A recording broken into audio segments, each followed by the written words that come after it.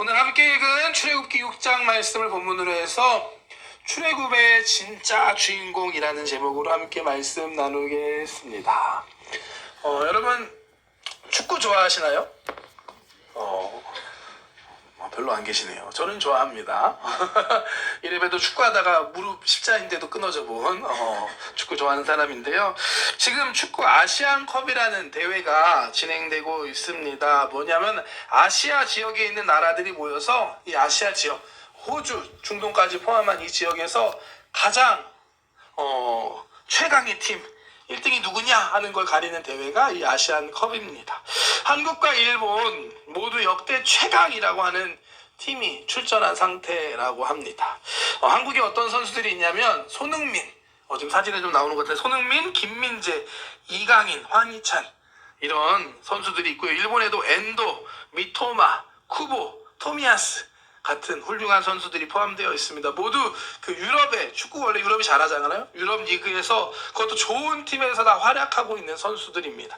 제 선수들 이름만 봐도 이 두 나라, 한국, 일본 둘 다 역대 최강 전력이라고 볼 수 있는 것 같습니다. 한국과 일본이 결승전에서 만날 것 같다 이런 예상도 많이 있었는데 안타깝게도 지금 두 나라 다 일본은 지고 한국은 비겼잖아요. 하지만 두 나라가 그 기본기가 있으니까 결국에는 좋은 결과를 낼 거라고 기대해 봅니다. 왜 주일날 아침부터 축구 얘기 시작하냐? 축구 경기에 MOM이라는 게 있습니다, 여러분. 뭐냐면 Man of the Match라는 약자를 갖고 있는 Man of the Match. 그래서 MOM이 있는데 그게 뭐냐면 오늘의 선수, 이 경기의 선수를 말하는 의미입니다. 그 경기에서 최고의 활약을 펼친 사람을 뜻하는 말이 바로 MOM이라는 단어입니다. 한 팀에 11명씩 22명이 한 경기를 하는데 그 중에 한 사람, 제일 활약한 사람, 그 사람이 누구냐? 그 사람에게 주는 상이 바로 이 MOM이라는 상입니다. 우리가 잘 알고 있는 출애굽기 이야기에도 많은 사람들이 등장합니다. 그 가운데 MOM이 누구일까요? 진짜 주인공, 오늘 함께 말씀을 통해서 출애굽의 진짜 주인공을 함께 살펴보기 원합니다. 먼저 우선 살펴봐야 할 사람이 있겠죠. 바로 모세입니다.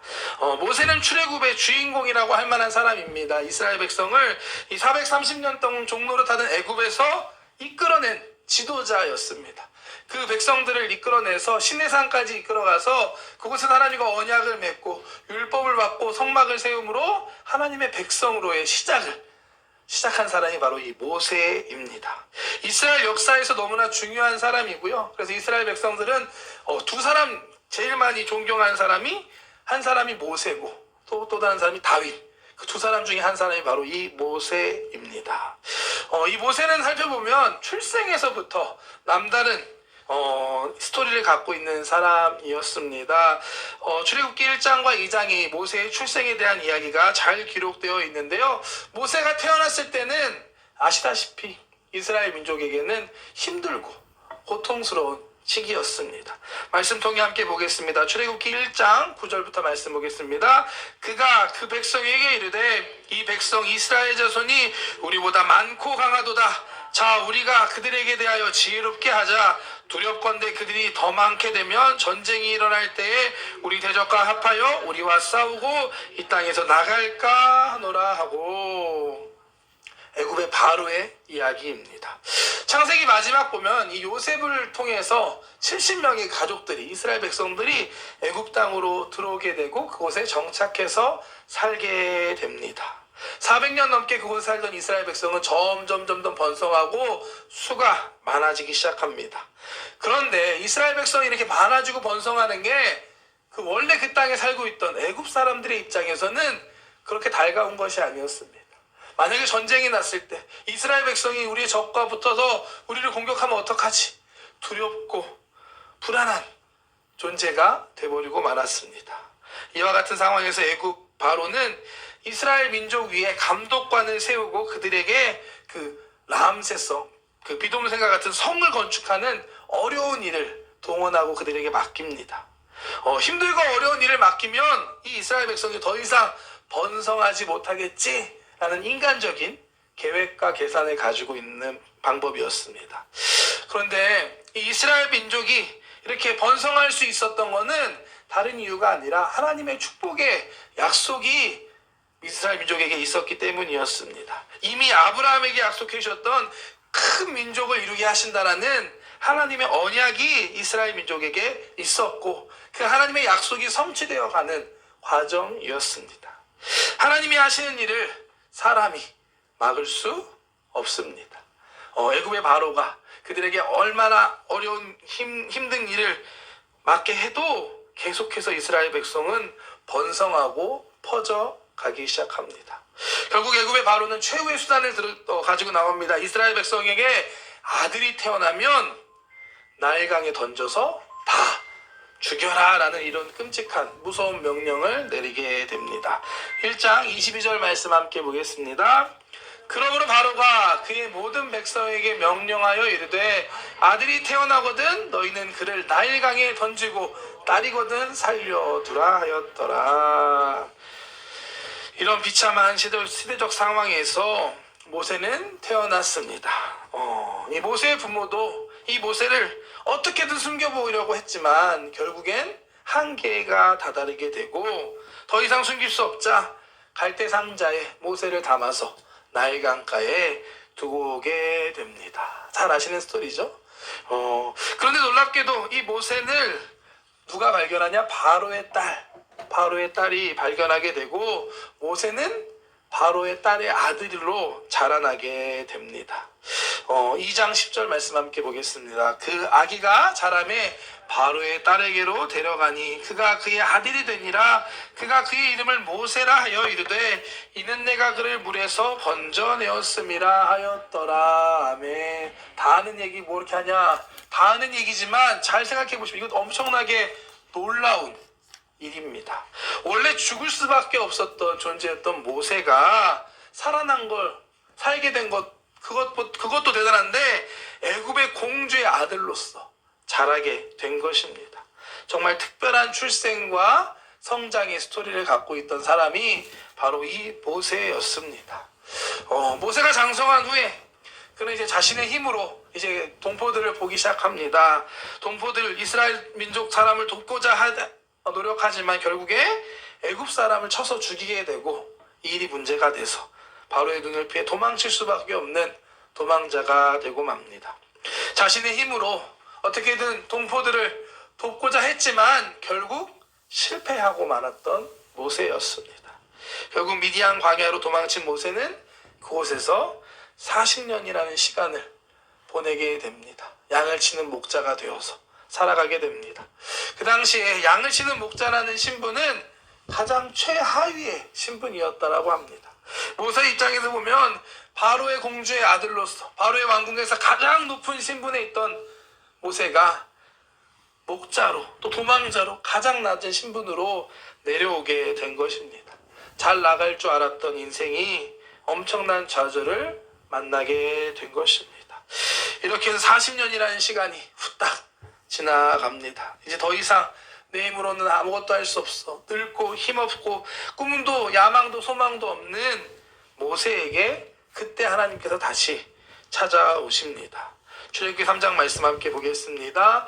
야훼의 사자가 떨기나무 가운데로부터 나오는 불꽃 안에서 그에게 나타나시니라. 그가 보니 떨기나무에 불이 붙었으나 떨기나무가 사라지지 아니하느니라. 아멘. 어느 날 시내산 곁에서 양을 치던 모세가 이상한 광경을 봅니다. 뭐냐? 떨기나무에 불이 붙었는데 나무가 타지 않는 거예요. 이 떨기나무가 뭐냐면 가시덤불이라고 생각하면 됩니다. 바짝 말라서 불이 붙으면 그냥 확 하면서 사라져버려야 될 나무인데 분명히 불이 붙어 있는데 나무가 사라지지 않고 나무가 그대로 있는 놀라운 광경을 보게 됩니다. 모세는 더 가까이에서 확인하려고 그 불 가까이로 나아갑니다. 3절 말씀 함께 보겠습니다. 이에 모세가 이르되 내가 돌이켜 가서 이 큰 광경을 보니라. 떨기나무가 어찌하여 타지 아니하는고 하니 그때가 바로 하나님을 만나는 때가 됩니다. 이 가시가 많은 떨기나무는 애굽에서 추방되어서 광야에서 살고 있는 목자로서 양을 치면서 아무런 소망 없이 살고 있는 모세의 삶을 의미하는 것입니다. 상처 입고 아무런 소망 없는 모세가 바로 이 떨기나무였습니다. 그런데 이 가시떨기나무에 불이 붙었습니다. 불은 하나님의 임재를 상징하는 것입니다.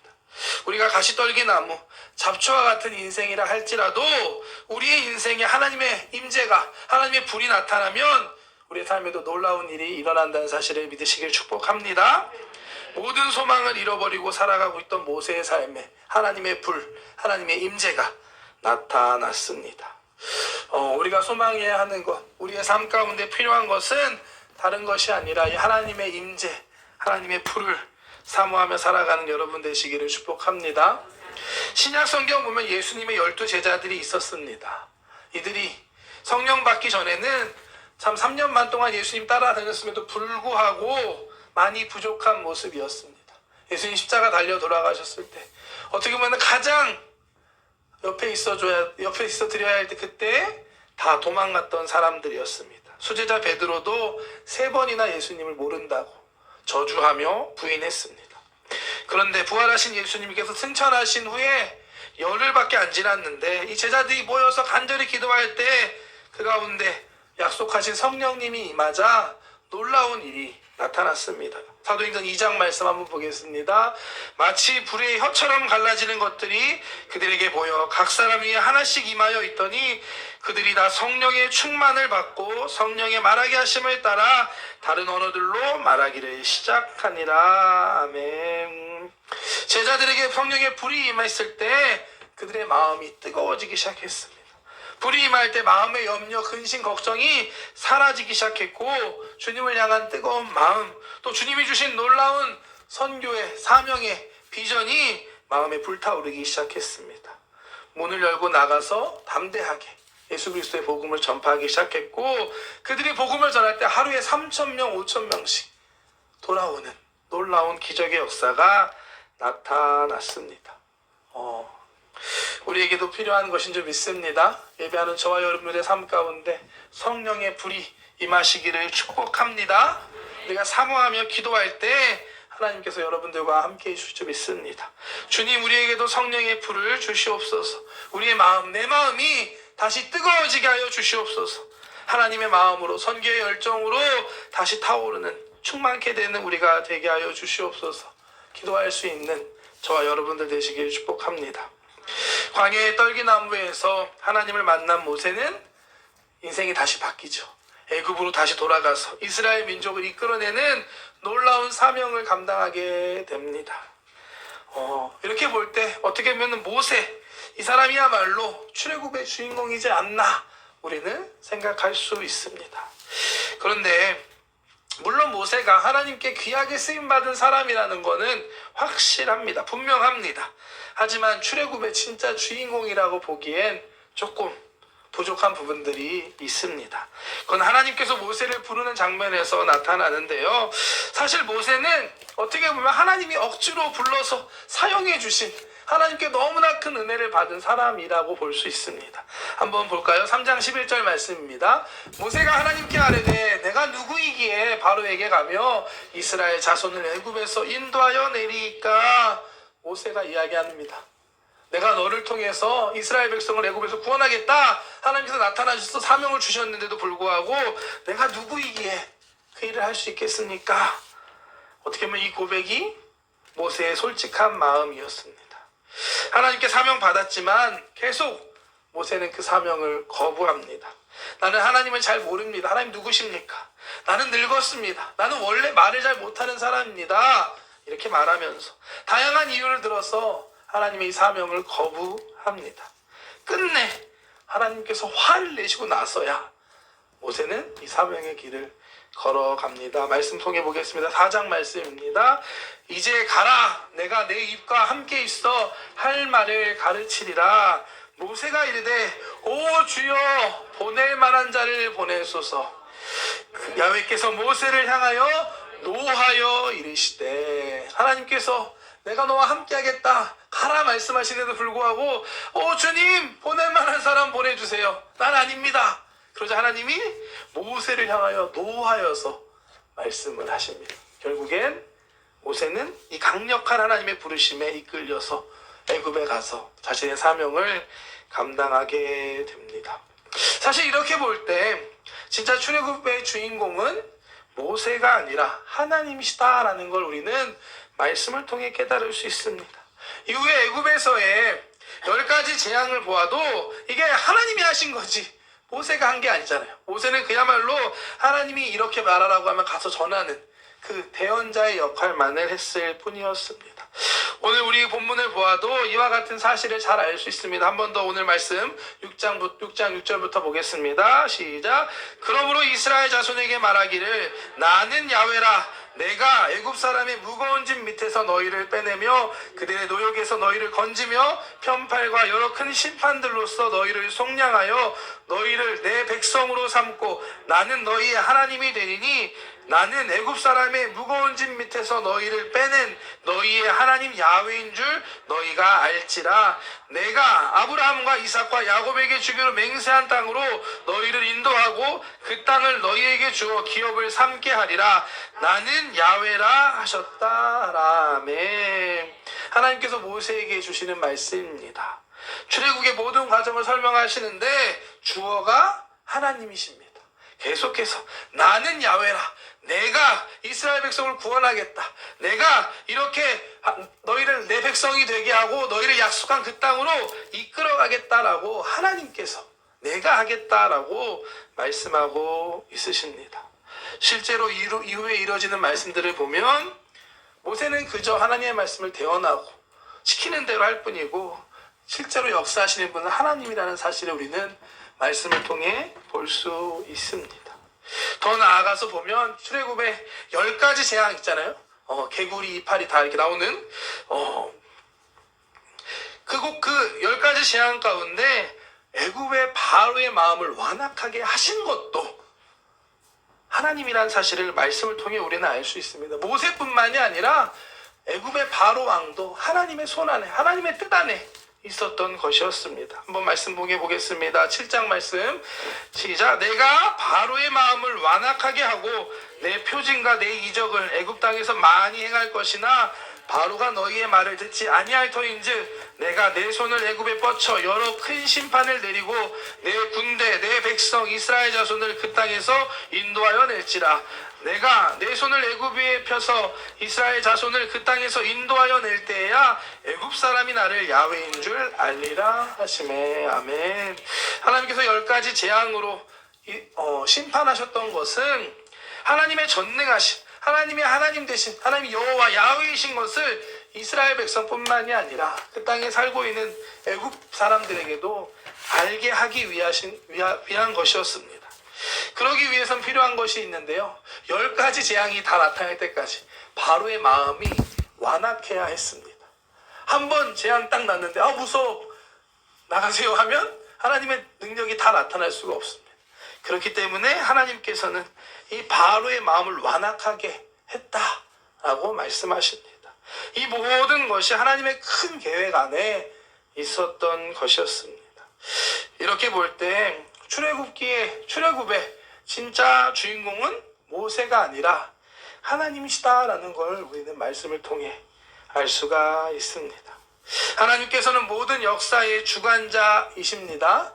아멘. 이 사실을 잊지 않는 여러분 되시길 축복합니다. 지금도 동일하십니다. 이 믿음이 우리에게 있을 때 우리도 어떠한 상황에서도 낙심하지 않고 절망하지 않고 좌절하지 않을 수 있습니다.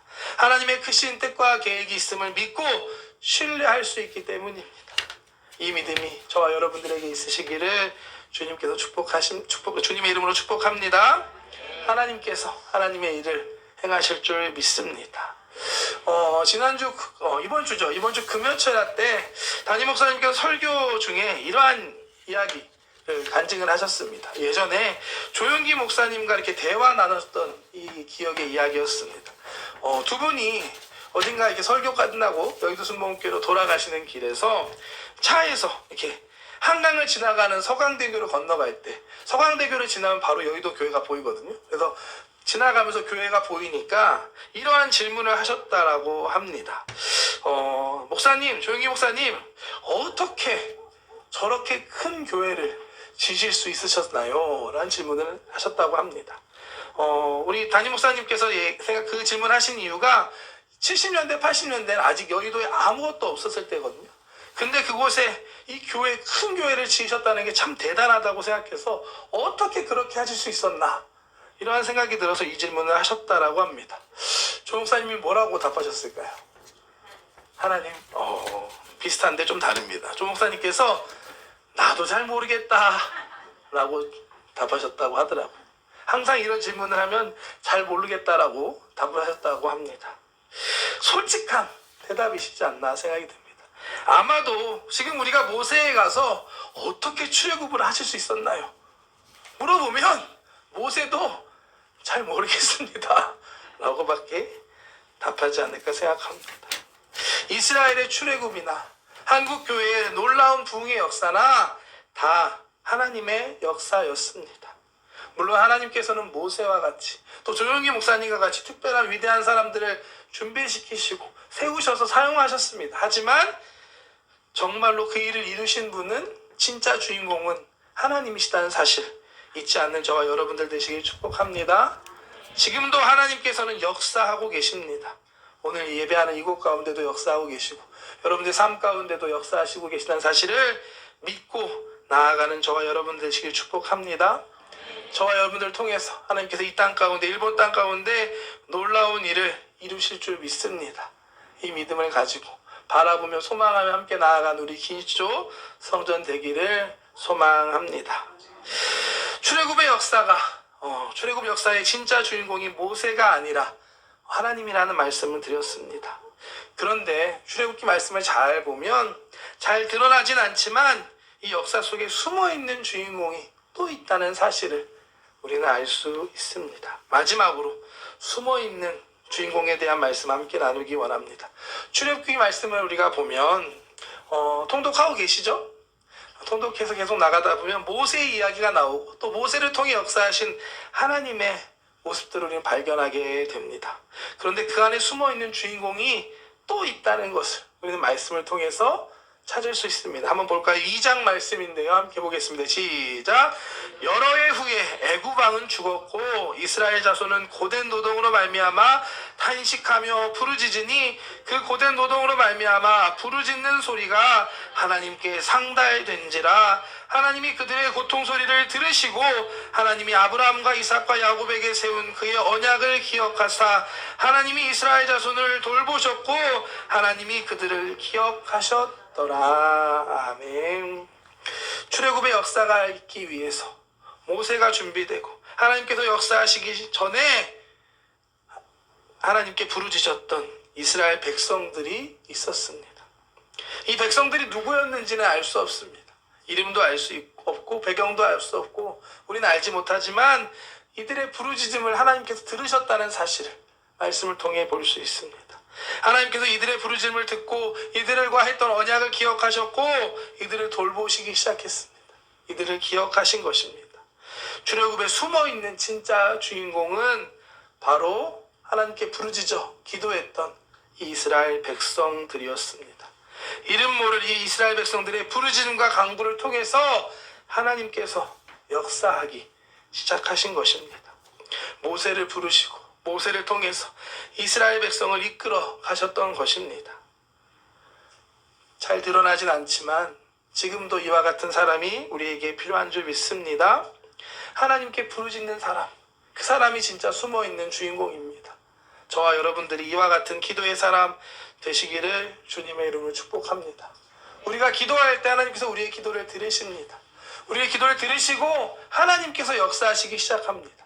하나님의 사람들을 택하시고 부르셔서 하나님의 일들을 이루실 줄 믿습니다. 이와 같은 믿음을 가지고 소망을 가지고 믿음으로 부르짖어 기도할 수 있는, 간구할 수 있는 저와 여러분들 되시기를 축복합니다. 지금 당장에 보이는 것 없고 잡히는 것 없고 답답한 상황일 때라도 하나님을 믿고 부르짖을 수 있는 저와 여러분 되길 축복합니다. 우리가 기도하는 제목이 있잖아요. 일본 1천만 영혼 구원. 어떻게 조용기 목사님 때부터 우리가 비전으로 기도했던 거고 또 오늘도 우리가 함께 말씀 나누기 전에 기도했는데요. 제가 일본에 와서 한 1년 반 정도 생활하면서 지나다가 깨달은 사실이 1천만이라는 숫자가 보통 숫자가 아니더라고요. 10,000명 교회가 1000개가 있어야 되는 숫자더라고요. 와, 그걸 깨닫고 나서는 이거 하나님 사람이 할 수 있는 게 아니네요 라는 걸 깨닫게 되었습니다. 사람은 할 수 없지만 우리가 기도할 때 하나님께서는 하실 수 있습니다. 아멘. 우리가 기도할 수 있는 믿음의 사람들 되시기를 주님의 이름으로 축복합니다.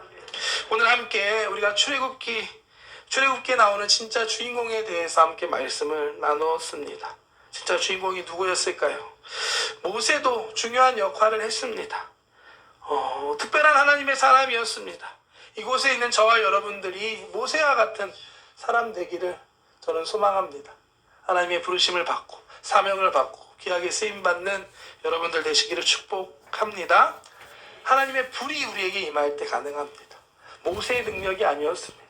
하나님의 불 가운데, 임재 가운데 하나님을 만나고 하나님께 능력을 받을 때 우리도 그와 같은 사명 감당할 수 있다는 믿음을 가지고 나아가는 저와 여러분 되시기를 축복합니다.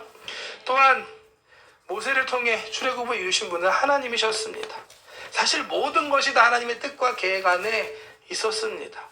하나님은 지금도 어제나 오늘이나 영원토록 동일하신 분이십니다. 우리의 삶 가운데도 역사하고 계시고 지금 우리도 하나님의 큰 뜻과 계획 안에 살아가고 있음을 믿습니다. 이 하나님을 믿고 신뢰하며 나아가는 저와 여러분 되시기를 축복합니다.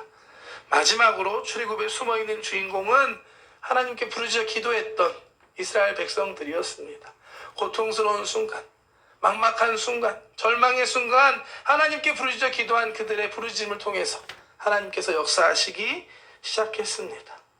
우리가 기도할 때 하나님께서 역사하심을 믿습니다. 오늘 함께 예배하는 저와 여러분들이 기도하는 사람들, 하나님 앞에 부르짖을 수 있는 믿음의 사람들 되시기를 축복합니다. 여러분들을 통해 우리 기조 성전을 통해서 하나님께서 이 땅에서 이루실 역사를 기대합니다. 기도하겠습니다. 사랑의 하나님 감사합니다. 하나님 오늘도 함께 예배할 수 있음에 감사합니다. 출애굽의 이야기를 함께 말씀 나누었습니다. 하나님께서 모세를 통해서 일하셨고 모든 것을 하나님께서 주관하셨음을 믿습니다. 하지만 그 이전에 하나님께 부르짖었던 이스라엘 백성들이 있었습니다. 이곳에 있는 우리 한 사람 한 사람이 먼저는 하나님 앞에 나아가 기도할 수 있는, 부르짖을 수 있는 하나님의 사람들 되게 하여 주시옵소서. 우리가 기도할 때 우리의 삶 가운데, 우리의 교회 가운데, 이 땅 가운데 하나님 놀라운 역사가 시작될 줄 믿습니다. 하나님 일하여 주시옵소서. 하나님 역사하여 주시옵소서. 우리가 부르짖어 간구할 수 있게 우리에게 믿음을 더하여 주시옵소서. 우리를 통하여 이루실 하나님 기대합니다. 감사합니다. 이 시간 기도하며 나아갈 때 성령님 우리 가운데 함께하여 주시고 우리의 부르짖는 기도를 주님 들어주시옵소서. 감사드리며 예수님의 이름으로 기도드렸습니다.